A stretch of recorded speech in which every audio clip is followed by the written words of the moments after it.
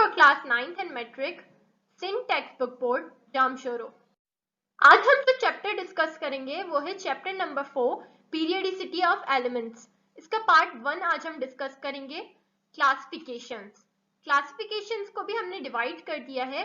उसके अंदर पहला टॉपिक हम डिस्कस करेंगे the search for a classification, second Dobriner's classification, third Newland's classification and fourth Lodmier's classification. एक एक करके हम सारे डिस्कस करेंगे। अब हम आ जाते हैं पीरियडिसिटी पर। पीरियडिसिटी होता क्या है?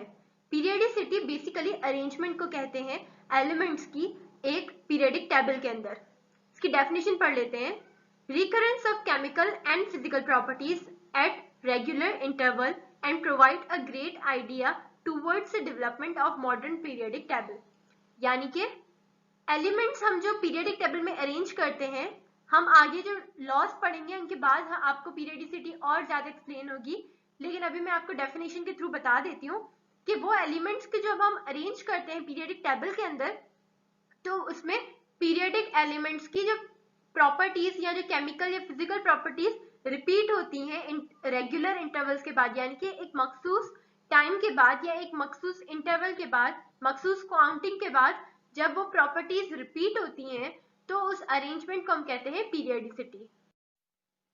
अब हम आ जाते हैं द सर्च फॉर क्लासिफिकेशन, यानी कि क्लासिफिकेशन के लिए क्या क्या रिसर्चेस की गई।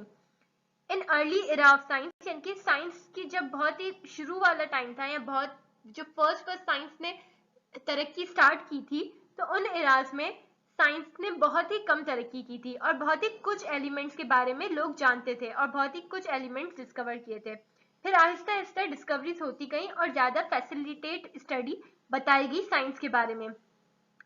साइंस में बहुत ज्यादा एलिमेंट्स की डिस्कवरी हुई और एलिमेंट्स को क्लासिफाई किया गया डिफरेंट क्लासेस में, डिफरेंट स्टेजेस में।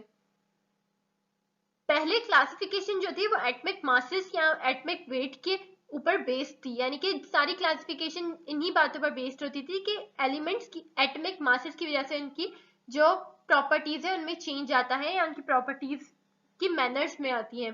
लेकिन ऐसा नहीं है। आज जो पीरियडिक क्लासिफिकेशन है वो एटॉमिक मासेस पर नहीं बल्कि एटॉमिक नंबर पर डिपेंड करती है। अब हम जो पढ़ेंगे रिसर्चेस, जैसे डोब्राइनर क्लासिफिकेशन, न्यूलैंड्स या लॉदमियर की जो क्लासिफिकेशन हम पढ़ेंगे, उनमें हम एटॉमिक नंबर के बारे में पढ़ेंगे। सबसे पहली जो क्लासिफिकेशन थी वो डोब्राइनर ने की थी, इसलिए इसका नाम डोब्राइनर्स क्लासिफिकेशन रखा गया। 1829 में जॉन डोब्राइनर ने ये नोटिस किया कि 3 एलिमेंट्स बहुत ही ज्यादा जिनकी सिमिलर केमिकल बिहेवियर है, यानी कि केमिकल प्रॉपर्टीज जिनकी बहुत ज्यादा सिमिलर है, जैसे कि कैल्शियम, स्ट्रोंशियम और इसके अलावा बेरियम, इन तीनों की केमिकल बिहेवियर सिमिलर थे। तो उनकी एटॉमिक मासेस जो थी उनको उन्होंने ऑलमोस्ट जैसे कि हम एक ट्रेड बनाए तो हम लेंगे कैल्शियम, स्ट्रोंशियम और बेरियम। अगर हम स्ट्रोंशियम को बीच में रखें तो स्ट्रोंशियम यानी कि जो मिडिल एलिमेंट होगा उसकी ऑलमोस्ट जो एटॉमिक मास होगी वो अरिथमेटिक मीन होगी बाकी के 2 एलिमेंट्स के। यानी कि जब हम बाकी के 2 एलिमेंट्स यानी कि बेरियम और कैल्शियम की अरिथमेटिक मीन निकालेंगे तो वो स्ट्रोंशियम की मास होगी। और इसी पॉइंट को लेकर इन्होंने एक ट्रेड दिया, एक रूल प्रपोज किया जिसका नाम था लॉ और रूल ऑफ ट्रेड, जिसकी स्टेटमेंट ये थी कि central atom of each set of triad has an atomic mass almost equal to arithmetic mean of atomic masses of other 2 elements. यानी कि जो बीच वाला एटम होगा उसकी एटॉमिक मास तकरीबन सेम होगी या तकरीबन अरिथमेटिक मीन होगी बाकी के जो 2 एलिमेंट्स हैं उनकी एटॉमिक मासेस की। फॉर एग्जाम्पल, नीचे 2 एग्जाम्पल्स हैं चार्ट में। पहली है लिथियम की। लिथियम को जब हम लेते हैं और लिथियम, सोडियम और पोटेशियम को जब हम लेते हैं, ये जो पीरियडिक टेबल होता है इनमें ये तीनों साथ होते हैं। तो जब हम लिथियम, पोटेशियम और सोडियम को लेते हैं तो इनकी एटॉमिक मासेस भी इसी तरह से है। अगर लिथियम की 7 है और पोटेशियम की 39 है तो हम लिथियम और पोटेशियम को ऐड करेंगे और इनको डिवाइड कर देंगे 2 के साथ। जब हम इसे 2 के साथ डिवाइड करेंगे तो जो आंसर आएगा वो होगा 23। और जो सोडियम है उसकी मास हमें मालूम है 23। तो ये बात ये प्रूव करती है कि जो अरिथमेटिक मीन होती है फर्स्ट और थर्ड एलिमेंट की वो जो मास होती है मिडिल एलिमेंट की उसके इक्वल होती है। अब यहाँ पर जैसे क्लोरीन है, ब्रोमीन है और आयोडीन है, तो क्लोरीन और आयोडीन की जो मास होगी उन्हें जब हम ऐड करेंगे और 2 से डिवाइड करेंगे यानी कि उसकी अरिथमेटिक मीन निकालेंगे तो जो आंसर होगा वो होगा 81, जो कि है अल्टीमेटली ब्रोमीन की मास। तो ये बात भी यही प्रूव करती है कि जो मासेस है मिडिल एलिमेंट की वो अरिथमेटिक मीन होती हैं फर्स्ट और थर्ड एलिमेंट की। अब हम आ जाते हैं न्यूलैंड्स क्लासिफिकेशन पे। 1863 में जॉन न्यूलैंड ने एक लॉ इंट्रोड्यूस किया था जिसे उन्होंने नाम दिया न्यूलैंड्स लॉ ऑफ ऑक्टेव, जिसकी स्टेटमेंट ये थी कि if elements are arranged in order of increasing atomic masses, कि अगर एलिमेंट्स अरेंज्ड हो ऐसे मैनर में, ऐसे ऑर्डर में कि इनकी एटमिक मासेस इंक्रीज हो रही हो, यानी कि फर्स्ट के बाद सेकंड की एटमिक मास फर्स्ट से ज्यादा हो। The eighth element starting from a given one, यानी कि जो फर्स्ट से लेकर 8 तक जो एलिमेंट्स होंगे has similar properties as first one, यानी कि जो फर्स्ट एलिमेंट होगा, जैसे कि नीचे चार्ट में लिथियम दिया गया है, तो जो लिथियम की प्रॉपर्टीज होंगी वो रिपीट होंगी सोडियम की प्रॉपर्टीज के साथ, यानी कि लिथियम की प्रॉपर्टीज सोडियम की प्रॉपर्टीज से मैच करेंगी।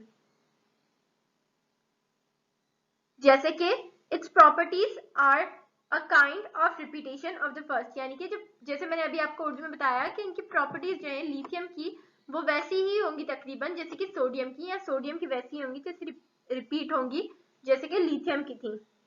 Like the 8th note in an Octave of music, यानी कि म्यूजिक जो होता है उसके अंदर जो फर्स्ट नोट होती है वो 8th नोट से मैच करती है।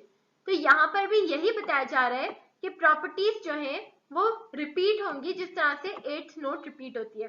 जो फर्स्ट एलिमेंट है वो है लिथियम, फिर आता है बेरियम, देन बोरॉन, कार्बन और सो ऑन चलता रहेगा। फिर सोडियम आ जाता है जो कि है 8th एलिमेंट, फिर कैल्शियम आ जाता है जो है 16th एलिमेंट। तो जो फर्स्ट एलिमेंट है, जो 8th एलिमेंट है और जो 16th एलिमेंट है, इनके अंदर इनकी फिजिकल और केमिकल प्रॉपर्टीज रिपीट होना स्टार्ट हो जाएंगी।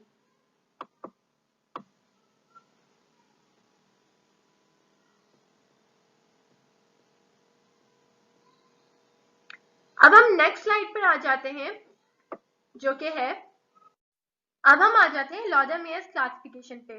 जूलियस लॉदरमेयर जो कि एक जर्मन साइंटिस्ट है, उन्होंने दिसंबर 1869 में पीरियडिक टेबल पब्लिश किया था जिसके अंदर इन्होंने 56 एलिमेंट्स को पब्लिश किया था और उनकी अरेंजमेंट बताई थी।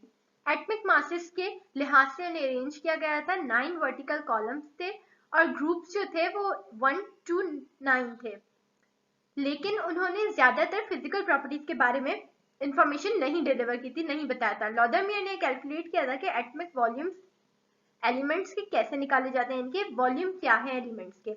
The atomic volume of an element is the volume which would be occupied by 1 gram atom atomic wait 1 mole of atoms of element if it were a solid, यानी कि atomic volume हम कहते हैं element अगर 1 ग्राम atomic mass हो उसकी और 1 मोल atom का हम लें तो अगर वो सॉलिड है तो उसे हम उसकी एटमिक वॉल्यूम कहेंगे।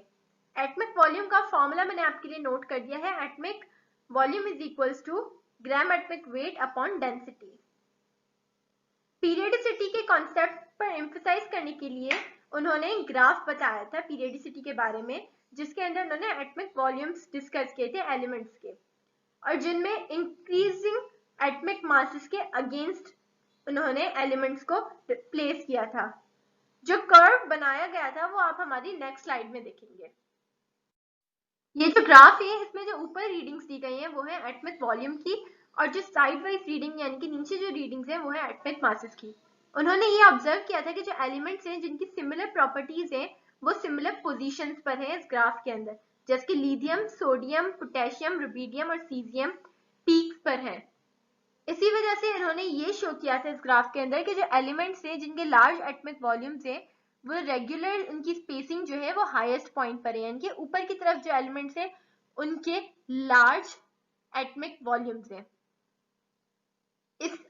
इससे उन्होंने आइडिया ऑफ पीरियडिसिटी दिया था कि जो न्यूलैंड्स लॉ ऑफ ऑक्टेव है वो उन्होंने